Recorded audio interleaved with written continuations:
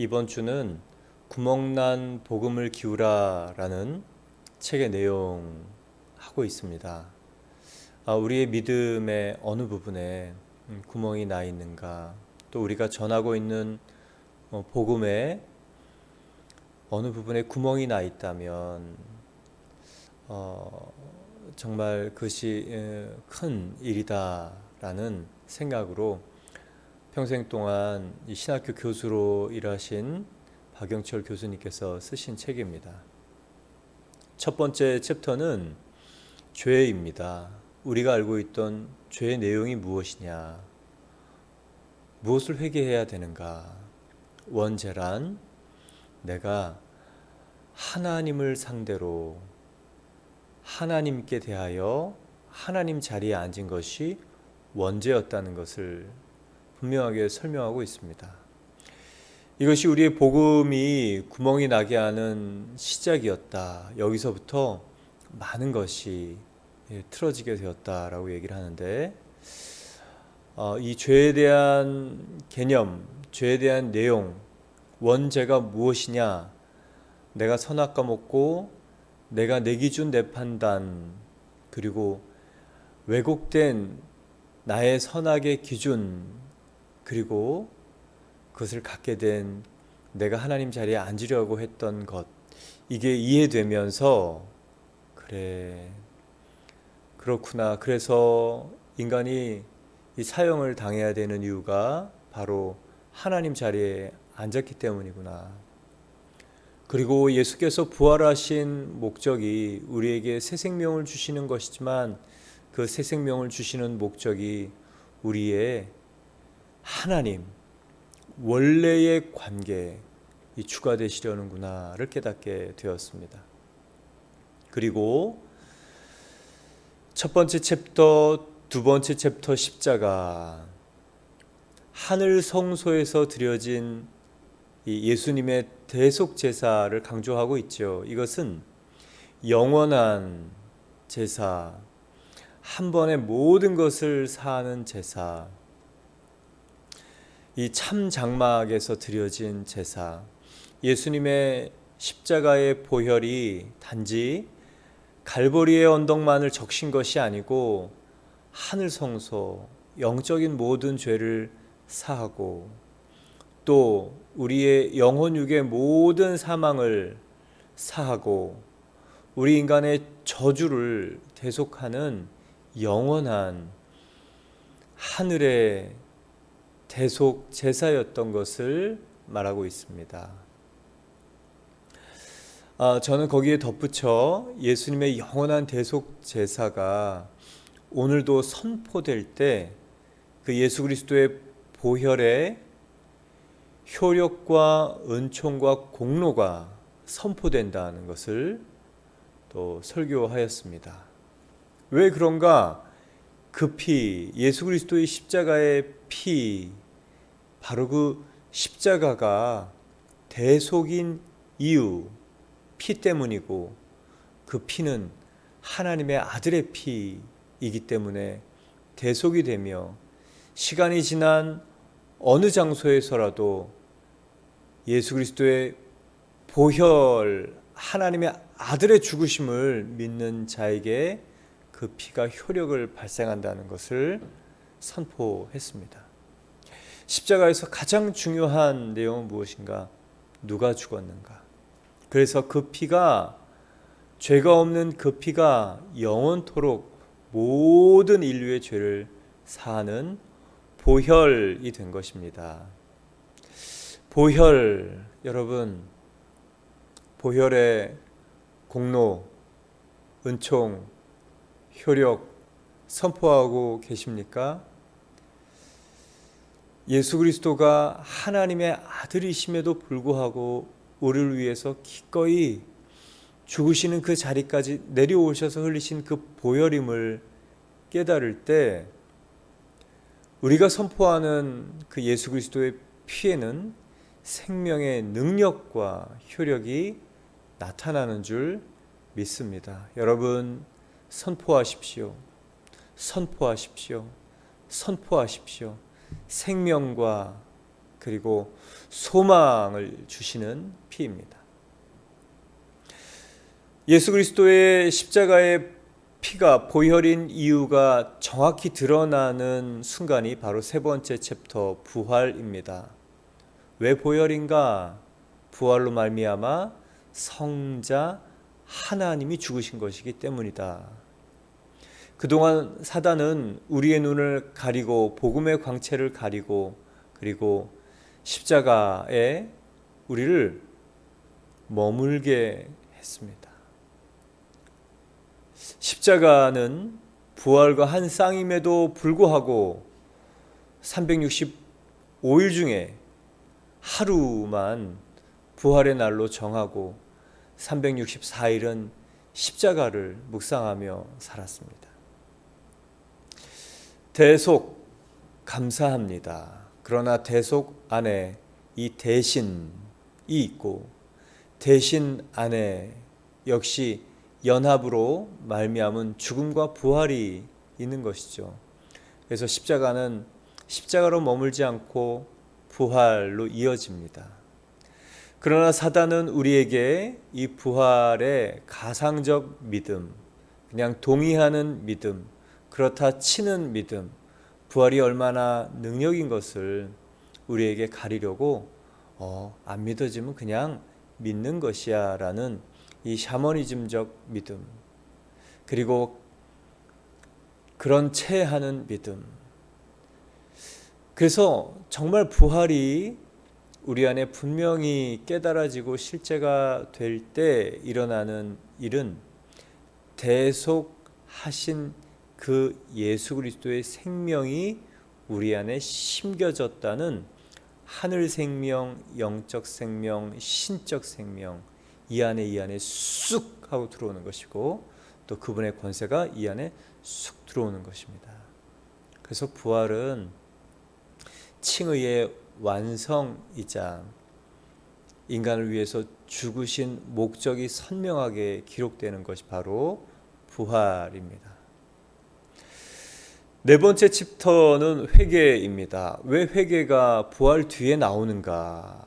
누가복음 24장 44절에서 48절 예수께서 하신 일이 기록되어 있습니다.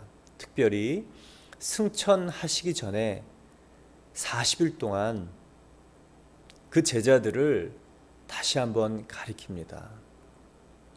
구약에 예수 그리스도께서 자신에 대하여 기록된 예언들을 밝히 알려주면서 그 구약이 예수 그리스도의 십자가와 부활할 것에 대한 예언, 그리고 예수님이 어떤 존재이며 어떻게 그 일을 이루실 건가에 대한 예언을 밝히 설명해 주셨습니다. 또 하나는 예루살렘에서부터 모든 족속에게 전파해야 할 내용이자 먼저 경험해야 되는 증인으로서의 내용 세 가지. 첫 번째는 예수께서 고난을 받으시고 제3일에 살아날 것. 이 죽으심 십자가입니다. 그리고 살아나심 부활입니다. 그리고 세 번째가 죄사함을 받게 하는 회개. 왜 회개가 부활 뒤에 나오는가? 왜 회개가 부활 뒤에 나오는가? 이 구멍난 복음을 기우라라는 이 책도 네 번째 챕터가 세 번째 챕터인 부활 뒤에 나오는가? 그것은 누가복음의 24장 부활 뒤에 죄사함을 얻게 하는 회개가 나오는 이유와 같고, 사도행전 2장 36절에 부활로 말미암아 예수 그리스도가 선명히 하나님이심을, 주와 그리스도 되시게 하시는 성령의 깨닫게 하심.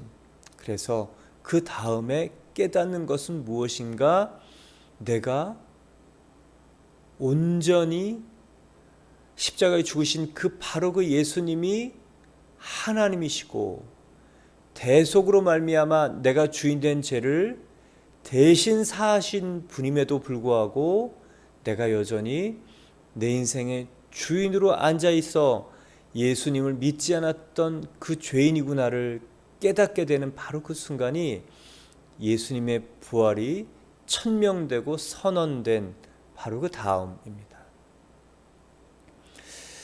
그래서 어제 설교에 부활은 모든 창조에서부터 심판까지의 일을 설명하는 유일한 한 가지입니다.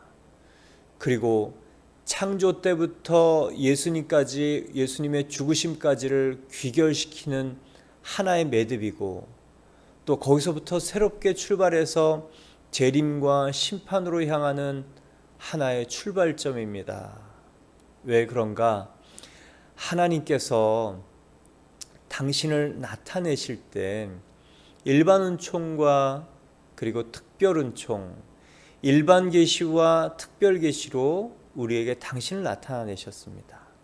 일반 계시에는 자연 만물 속에 하나님을 나타내신 자연 계시, 그리고 섭리 계시, 역사 속에 당신을 나타내신 역사 계시, 섭리, 그리고 모든 사람 안에 양심 계시. 그러나 그 일반 계시는 왜곡된 인간으로 태어나서 하나님을 거부하고 아니다 말할 수 있는 그런 소지가 있습니다. 그래서 하나님께서는 우리에게 분명하게 하나님을 거역하고 변명할 수 없는 특별한 계시인 예수 그리스도의 육신을 입으신 인간의 몸으로 출생하신 예수님, 이 성육신을 보내주시고 바로 말씀, 성경 계시와 성육신이 특별 계시이죠. 그리고 성육신 특별 계시로 오신 예수님이 자신이 하나님이심을 증언하는 그 하나의 표적으로 요나의 표적을 말씀하셨습니다. 예수님이 말씀하신 것은 하나님이 말씀하신 것입니다. 하나님이 창조부터 심판까지 일반 계시와 특별 계시로 우리에게 알려주셨지만 딱 하나의 표적, 부활이 바로 하나님이 우리의 하나님 되심을 알려주시는 유일한 표적이라는 것입니다. 왜 그렇습니까? 부활은 하나님이 창조주시라는 것을 설명해 줍니다. 부활은 우리의 이 죄, 선명한 원죄, 그것이 무엇인가를 설명해 줍니다. 부활은 예수님께서 십자가에서 죽으시고 그리고 거기에 머물지 않으시고 그 과정적 목적인 구원자가 끝이 아니라 최종적 목적인 주님이 되게 하시는 것이라는 것을 나타내 줍니다. 또한 부활은 승천으로 말미암아 인간에게 주신 창세기 1장 28절에 다스리고 생육하고 번성하고 충만하고 땅을 다스리라 라는 이 통치권 위임 명령의 완성이며 새로운 시작이며 그리고 하늘의 권세까지 부어주신 바로 그 일이라는 것. 그리고 부활은 심판이 있다는 것을 알려주시는 믿을 만한 증거. 그래서 부활은 모든 성경을 떠받치는 하나의 가장 큰 기둥입니다. 그래서 어제 설교가 참 중요하다라는 생각을 하는 이유는 성경 구속사 1번부터 63번까지를 다 암송을 하고 설명을 해내도 이 부활이 나에게 실제가 되지 않으면 원죄에 대한 회개와 죄사함이 약할 수밖에 없고 머릿속에 있을 수밖에 없구나. 또 부활이 나에게 실제가 되지 않으면 우리는 이 십자가에 머물러서 구원자 예수님으로 영접하는 일로 마치게 되는구나. 또 부활이 깨달아지지 않으면 거듭남과 성화, 이게 되지 않는구나 라는 것을 여실하게 깨닫고 삶에 대한 해석과 관점과 살아계신 그분이 나의 주인이시기에 그분이 원하는 것과 그리고 자기 부인이 되게 하는 것이 바로 부활입니다.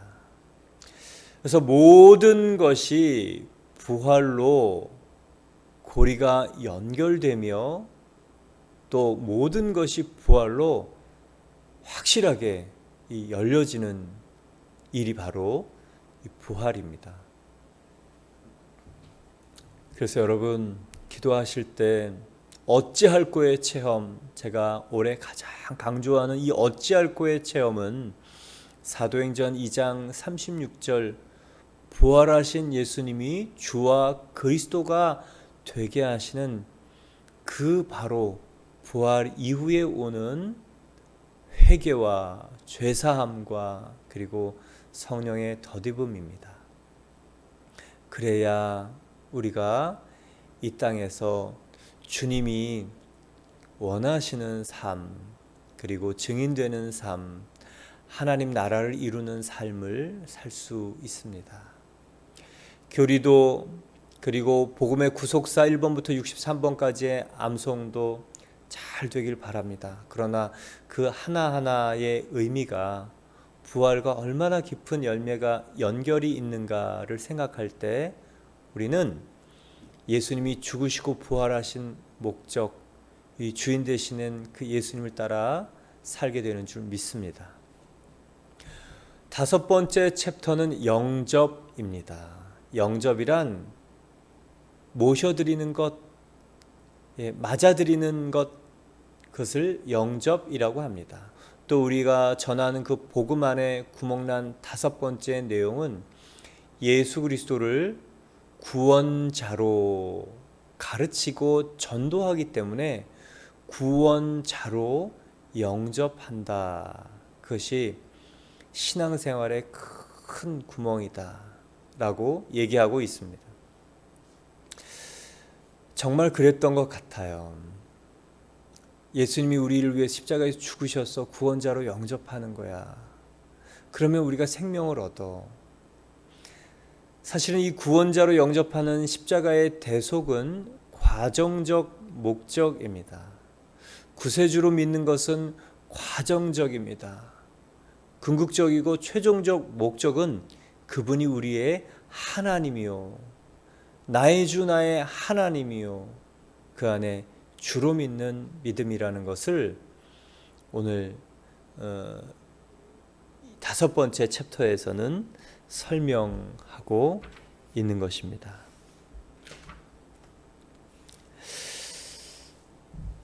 예수님을 구원자, 구세주로만 믿는 믿음은 그분이 하나님이시고 하나님이 이 안에 우리를 다스리실 때 우리에게 주시는 모든 축복을 누리지 못하게 하는 것이다. 단지 구세주로만 영접하는 것은 하나님이 의도하신 십자가의 죽으심이 아니라는 것입니다. 과연 나는 복음을 어떻게 소개해 왔는가? 감지덕지 예수님을 영접해 주기만 하면 얼마나 감사할까? 이 마음이 우리들 마음이었던 것 같아요. 이 복음, 예수 그리스도를 가진 자는 다 가진 자라는 이 마음이 없었던 것. 그리고 예수 그리스도를 제대로 전할 때 정말 그 사람이 고민하고 그리고 생각하고 그리고 받아들일 때 이 영혼에 온전한 구원과 이 삶의 변화가 있다는 것을 우리가 신뢰하지 않고 단지 그냥 예수를 받아들이는 것, 예수라는 이름 구원자를 받아들이는 것, 그게 구원의 전부라고 생각하고 배웠기 때문에 그렇게 전하는 것이죠. 예수를 주로 믿는 믿음이 다시 불일듯 일고 있는 것이 너무 감사하고 그리고 우리에게는 정말 다행인 일이라고 생각합니다. 예, 예수 그리스도를 구원자로만 전하는 복음이 우리에게는 6.25 이후에 분명해졌습니다. 근데 일제시대 구원 말에는 그렇지 않았죠. 우리가 들은 복음의 내용, 구원자 예수님을 믿으면 구원을 얻는다. 이게 구원 말에는 부족한 교리였습니다. 그러나 어느새 우리는 이것이 복음의 전부로 생각한 것이죠. 그래서 우리도 그렇게 전하며 그렇게 딸랑 구원을 얻게 하는 그 복음이라고 생각하고 전했지만, 성경은 우리에게 말씀하시기를 구원자요 주인으로 영접해야 하나님의 자녀가 된다고 말하고 있습니다. 더군다나 주여라는 그 호칭이 구원을 보장해 주지 않는다라고 얘기를 하면서 성경의 곳곳에 말씀하시는 것은 구원자로 영접하는 그 영접이 온전한 영접이 아니라 구원자 예수님을 주인으로 영접하는 그 영접이 온전한 영접이다라고 얘기를 합니다. 성경에는 곳곳에 그 내용이 있어요. 영접하는 자 곧 그 이름을 믿는 자에게는 하나님의 자녀가 되는 권세를 주셨다. 이 영접이 어떤 영접인가를 설명하는 내용이 바로 그 앞절 요한복음 1장 11절에 있습니다. 예, 자기 땅에 오매 자기 백성이 영접하지 아니하였으나 주인이 왔는데 주인을 영접하지 않았다. 주인으로 영접하지 않은 것입니다. 그래서 요한복음 1장 12절 자녀되는 권세는 예수님, 이 땅에 오신 그 예수님을 주인으로 영접하는 것이 자녀되는 권세라는 것을 말하고 있습니다. 영접, 누군가를 모시는 것, 받아들이는 것. 저는 그 무당이었던 분이 간증하는 것을 들으면서 가장 큰 충격을 받았던 것은 무엇인가? 신내림을 받은 여자분이었죠. 내림굿 천신제를 하면서 정말 목욕 재개하고 정말 두렵고 떨림으로 그 신내림을 받았는데, 예수 그리스도를 통해서 하나님을 만나고 보니 그 예수 그리스도가 하나님이시고 그분이 이 안에 들어오실 때 정말 고백 하나로 그분이 들어오실 수 있다는 게 너무 놀랍다. 그리고 정말 목욕 재개하지도 않고 단지 그냥 입술로만 얘기하는, 그럴 때 그분이 이 안에 들어오는 이 중심의 고백을 듣고 이 안에 들어오신다는 사실이 너무도 기가 막히고 이해할 수 없고 그리고 황송하다라는 것입니다. 귀신도 주인으로 모실 때 지극정성으로 온 마음을 내드려서 그 귀신을 모셨는데, 하나님을 모실 때 정말 그렇게 하지 않고 그냥 영접하는 그 일이 가능하다는 것이 자기는 너무도 믿을 수 없다. 예, 정말 하나님을 어떻게 모셔야 되는지를 깨닫고, 야, 귀신을 주인으로 모실 때도 저렇게 하는데 우리는, 그리고 요즘에 이 영접은 단지 그 입술의 고백만으로 끝나는 것이 너무도 안타깝고, 그래서 우리의 믿음에는 생명이 담기지 않는구나. 그래서 우리의 믿음에는 생명의 열매가 맺혀지지 않는구나. 여러분, 그 마음의 중심, 예수님을 여러분 어떤 분으로 모셔드리고 계십니까? 요한계시록 3장 20절에 라오디게아 교인들에게 하시는 말씀, 내가 내 마음 안으로 들어가고 싶다. 물론 교인이었어요. 신앙생활을 했어요. 그런데 예수님의 마음의 주인이 아니실 수 있다는 것. 그러나 마음에 들어가는 자에게, 이기는 자에게 하나님의 보좌에 앉는 권세를 주시겠다. 주인 되시지 않을 때 우리에게 주시는 그것이 과연 구원일까? 고민이 참 많습니다. 어떤 분들은 구원자로 예수님을 믿었어요. 그러나 삶을 보면 그분이 주인이에요. 예수님이 주인이에요. 구원자로 영접했던, 주인인 줄 알고 영접했던 삶의 모습을 보면 예수님이 기준이고, 예수님이 주인이셔요. 저와 여러분이 정말 이 주인됨의 능력이 나타나기를 바랍니다. 여러분, 은사 때문에 속고 망한 사람 많이 봤어요. 그런데 정말 예수가 주인 되실 때 나타나는 이 삶의 열매와 능력, 저와 여러분이 그거를 나타내는 사람 되길 바랍니다.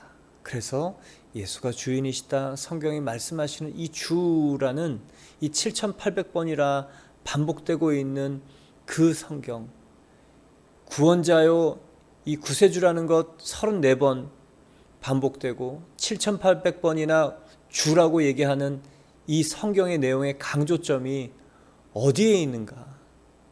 우리가 예수를 어떻게 영접하고 믿어야 되는가? 여러분, 인생을 걸고 한번 해봅시다. 정말 내가 내 인생의 주인이 아니고, 내 감정의 주인이 아니고, 내 체험의 주인이 아니고, 체험이 나의 주인이 아니고, 느낌이 나의 주인이 아니고, 감정이 나의 주인이 아니고, 돈이 나의 주인이 아니고, 상황이 나의 주인이 아니고, 예수가 주인일 때 나타나는 삶의 영향력이 어떤 것인가?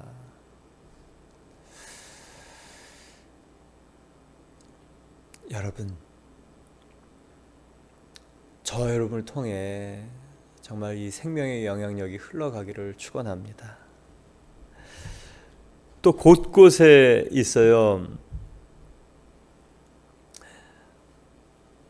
고린도후서 5장 17절을 보면 누구든지 그리스도 안에 있으면 새로운 피조물이라, 이전 것은 지나갔으니 보라 새 것이 되었도다. 이 고린도후서 5장 17절 말씀, 새로운 피조물이 무엇인가를 설명할 때 그 앞에 구절을 보면 분명해집니다. 고린도후서 5장 14절은 그리스도의 사랑이 우리를 강권하시는도다.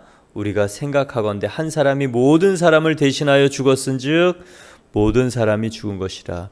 그가 모든 사람을 대신하여 죽으심은 살아있는 자들로 하여금 다시는 그들 자신을 위하여 살지 않고 오직 그들을 대신하여 죽었다가 다시 살아나신 이를 위하여 살게 하려 함이라.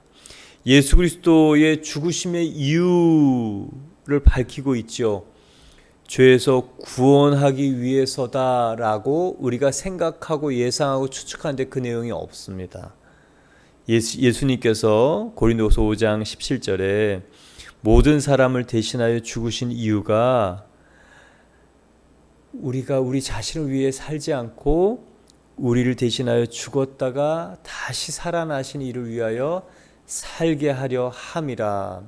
그래서 예수님이 죽으신 이유와 목적은 우리의 삶의 목표와 동기와 이유와 목적이 바뀌는 것이다 라고 얘기하면서 새로운 피조물이란 어떤 피조물인가?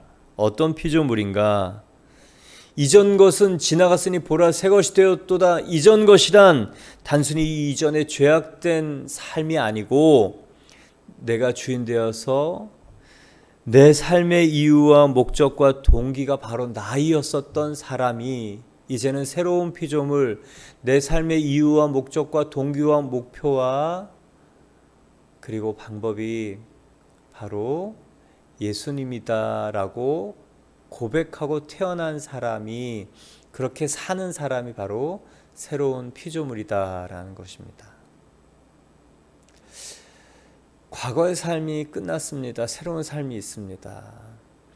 과거의 상처로만 한정해서 설교를 했고, 과거의 죄악된 삶으로만 한정해서 설교를 했습니다.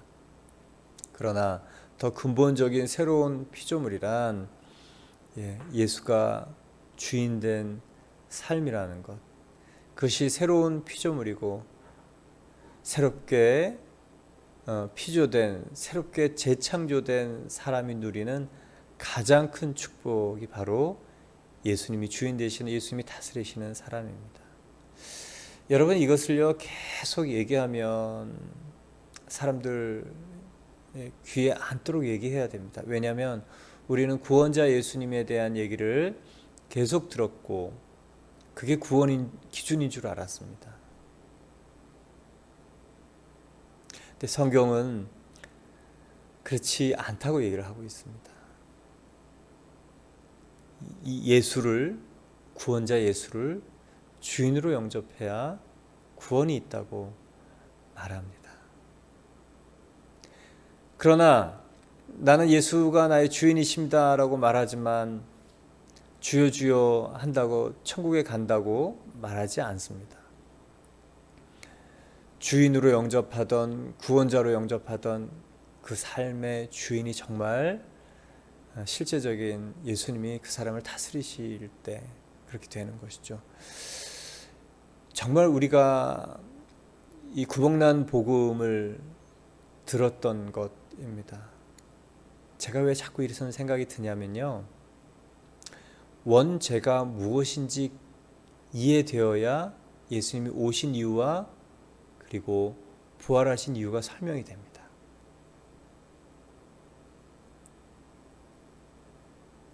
원죄가, 내가 하나님 자리에 앉아서 주인 된 것이 바로 이 대역죄, 참수라는 것을 알고 깨달을 때 전체 복음이 이해가 됩니다. 줄거리의 고리가 다 맞아 들어갑니다.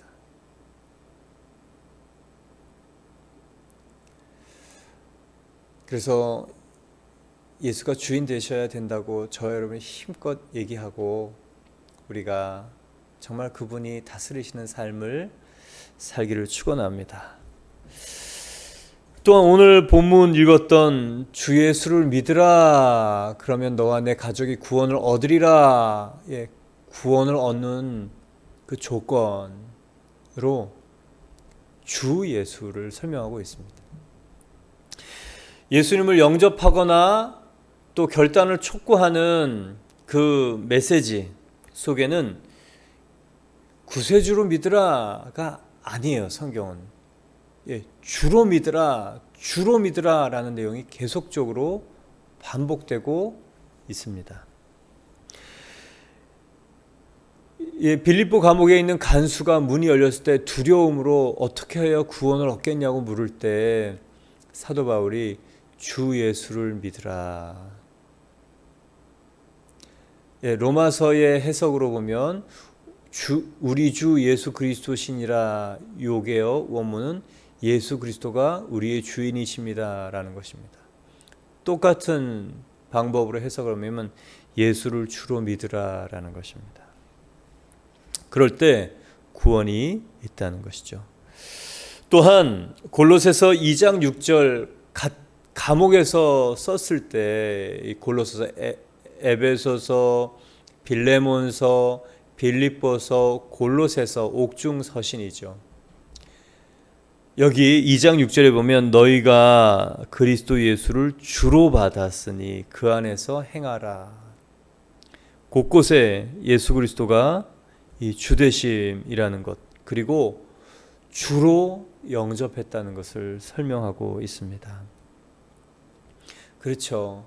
주로 영접하는 것, 그래야 우리의 이 죄가 우리 안에 효력이 발생한 것이고, 구원이 임한 것이고, 그분이 다스리시는 것이고, 계속 묵상하고 생각할수록 원죄의 내용이 중요하구나. 여러분, 힘써 죄가 뭔지 알아?